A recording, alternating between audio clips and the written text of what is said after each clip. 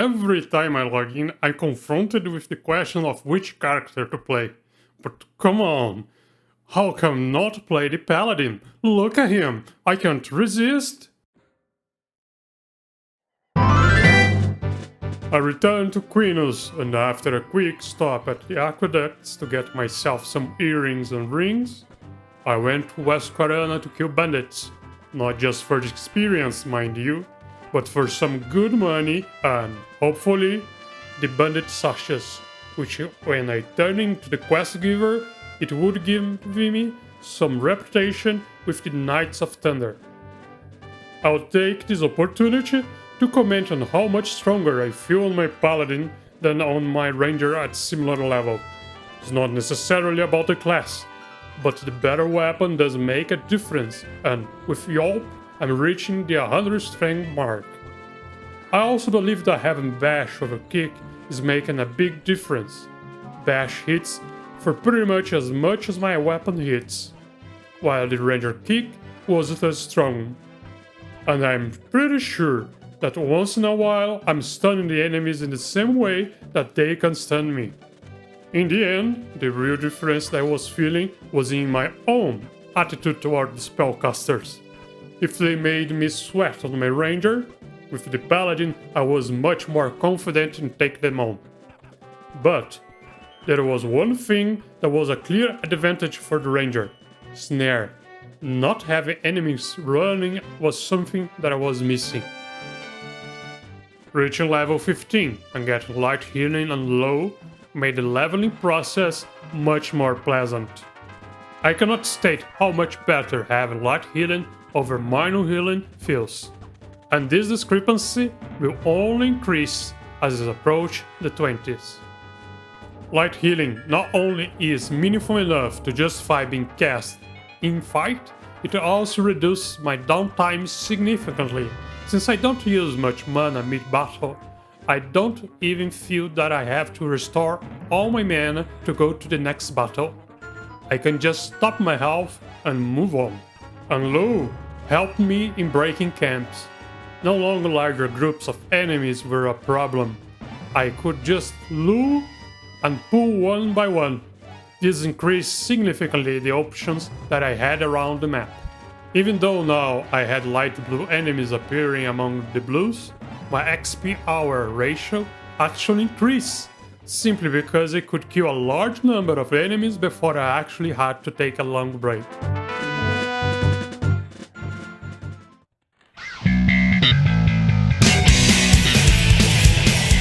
I stayed with the bandits of West Corana until level 16. The money was really good. For those 2 levels, I got about 150 plat. Unfortunately, even turning all the bandit sashes I had, I still didn't have all the reputation I wanted. Looking for alternative methods, I saw that turning moonstones that we get from the No Fangs quest, they give reputation with the Knights of Thunder.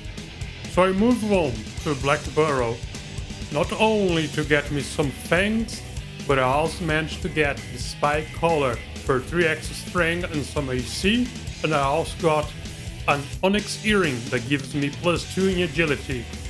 Unfortunately, 2 agility only translates to 1 extra AC, and I don't really know if it's an actual upgrade over the +5 HP Earring, so I kept the last one. After my quick adventure in Black Pearl, I came out with 10 fangs. It still wasn't enough, but I'm going to risk doing the quest I want anyway, and hoping that kindly reputation was good enough. Have you ever seen the quaint temple that humans have built for Karanas in South Kinos? It is standing here that you might hear the Paladins talking in hushed tones about a shrine built to the Dark Lord Bertoxxulous. They talk of spies and of the need to send someone in search for the shrine. Talking with the Paladin Wotan, I offer my service to his cause, Karana's cause. You must go into the catacombs and find a man named Drosko Finlayer. Pass him this note. He has been deep undercover in the shrine of Bertoxxulous, and we'll have directions to that vile place. Looks like I'm heading back into the aqueducts. Reading the note, it says, "The storm is near."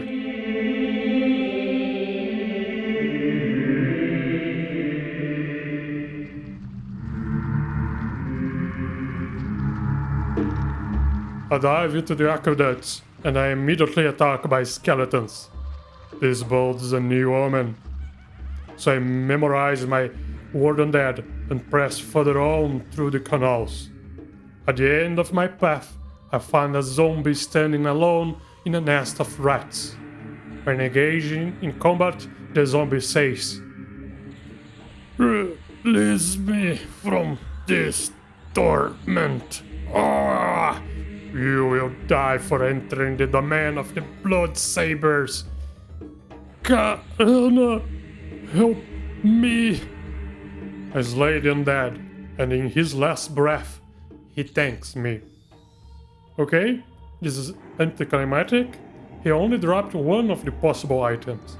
He always dropped the sealed letter that says, "Dear Temple of Thunder, thank you for the lovely retreat to the shrine of Bertoxxulous.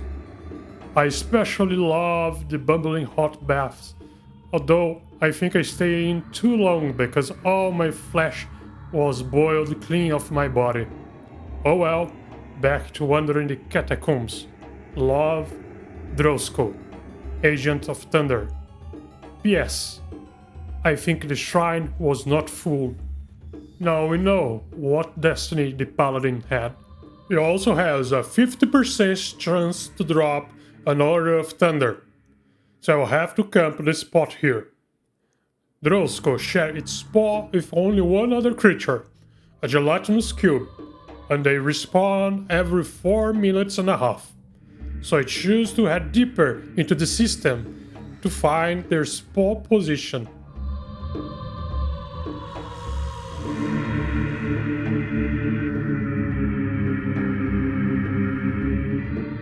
That would prove to be a mistake, for as I delve deeper, the aqueducts change into a more macabre decoration. I had found the shrine of Bertoxxulous, but at the time, I still didn't know that.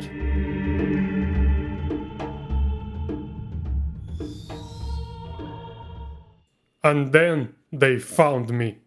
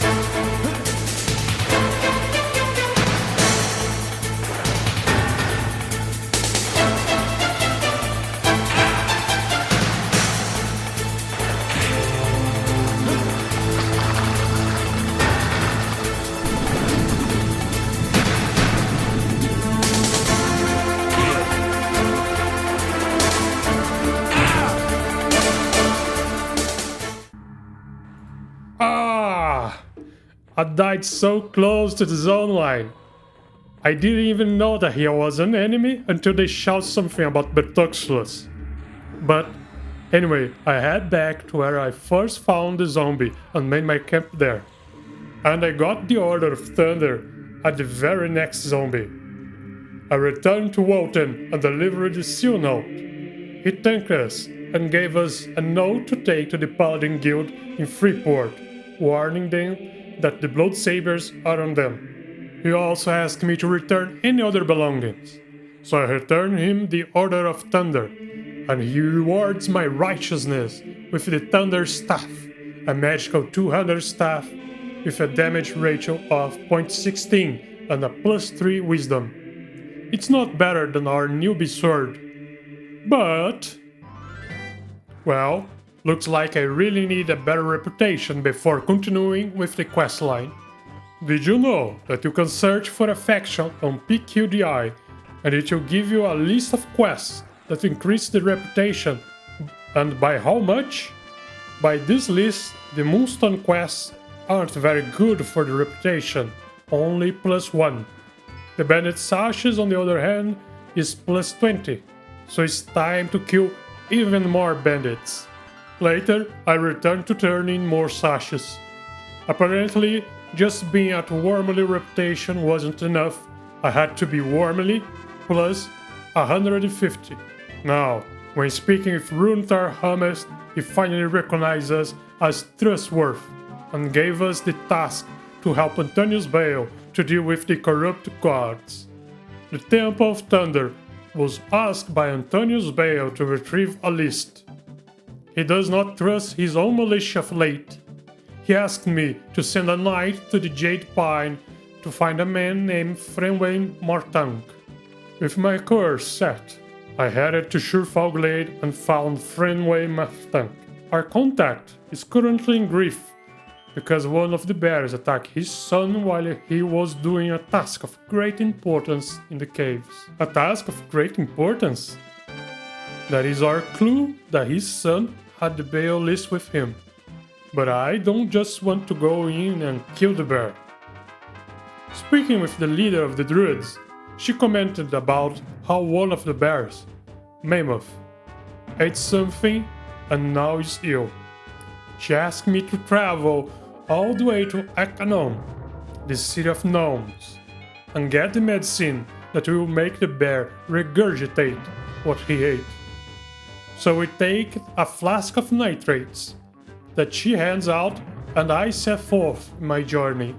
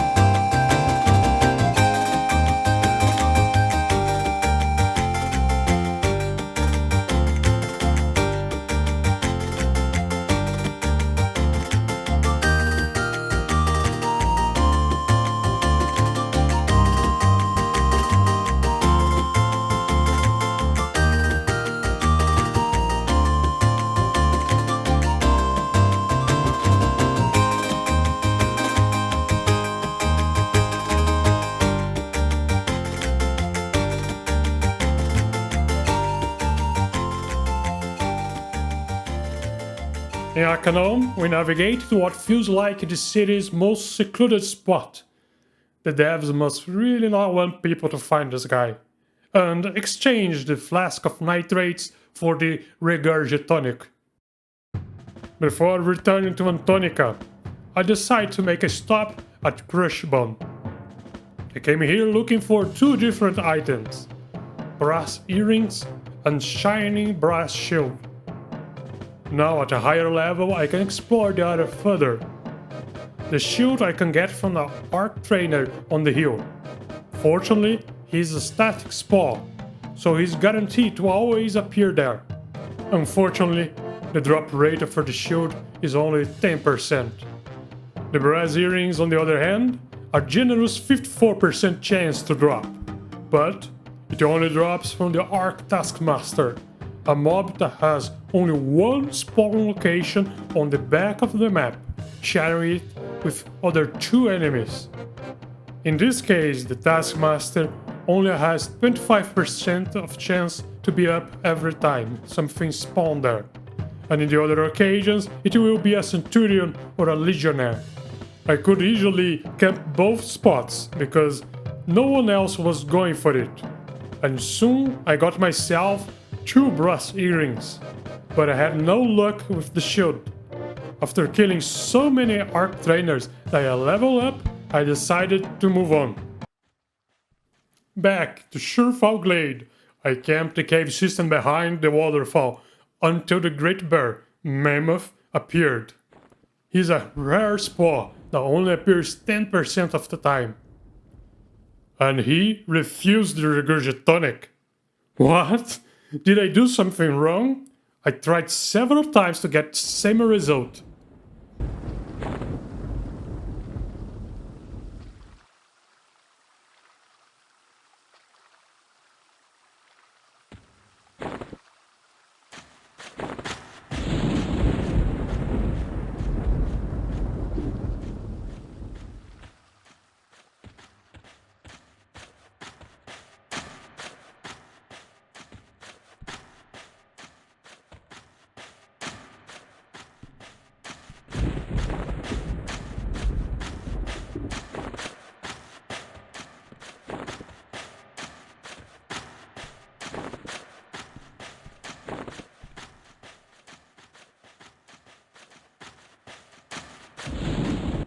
Then I try on a regular bear and it is, and I lose the tonic.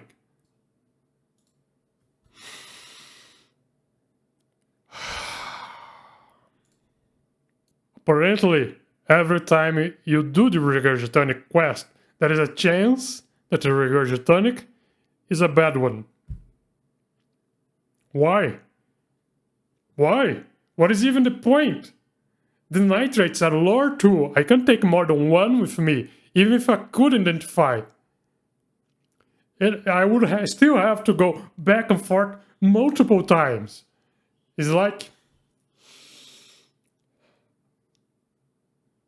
I just can't say is that my soul left my body at that moment, okay? I just decide, okay, I'm gonna do another quest. Instead, Wilmore of the Temple of Life in Kinos asked me if I was going to be traveling far, and if I could go to Rivervale to get an item that he needs from the merchant called Kizzy Mintop. Well, looks like I had another journey ahead of me.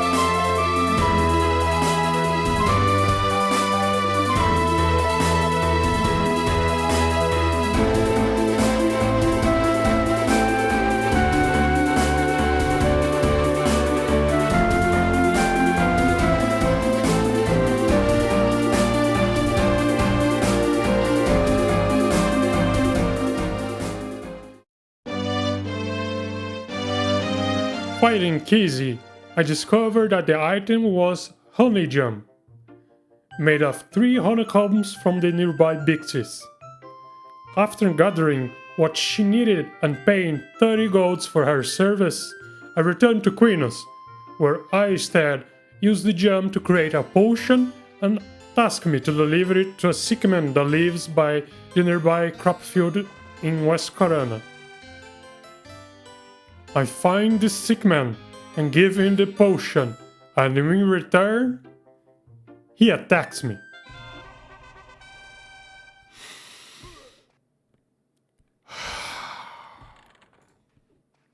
Once again, I was dealing with a quest that could give you a bad item. Not the gem, but the healing potion. What sort of healer is this? I'm tired of this crap. If they think I would go again and do the quest again, they are gonna be very... I did the quest again. Look, don't judge me, okay? I was farming my Sherlock packs, and the Bixes were like right there, so why not do at least one more time? I delivered another honey gem and got a new potion, and this time it worked. The farmer, now healed, gave me a rust side to return as donation to the temple. And my reward for all this is the shiny star of life. A 100 mace with a proc that heals poisons and diseases. It is worse than my newbie weapon, but hey, doing quests is fun, okay? Encouraged by managing to complete the Shining Star quest, I decided to give the Regurgitonic another try. And this time it worked, and I get the Bail list 2 from the Mammoth. Do not ask about the current state of the list, but I take it back to Runetar together with my Thunderstaff, and I am rewarded with the Bone Thunder Staff. The staff by itself has a lower damage ratio than my newbie sword, but it can proc more than that, the same spell that I have. And it is a good weapon for me to train my 200 blunt weapon skill. Immediately, I went to fight the scarecrows in West Corona to test my new weapon procs. Unfortunately, they don't happen all that often. I learned that dex is what defines the proc rate, and my dex is at meager 70. But when it happens, it feels good. It is 41 free damage and 30 mana save. And even if there are fights where it doesn't proc not even once, sometimes it procs twice. Once, it even proc 3 times in a single fight. The truth is that enemies start to hit harder as they approach level 20. When just past level 20 myself, I hope that double attack will close the gap between my damage and theirs, if only a little. Seeing that I have an undead nook, maybe my best bet is to go somewhere filled with the dead. Just thinking of it makes me feel a little itch on the tip of my fingers. It makes me feel a little unrest.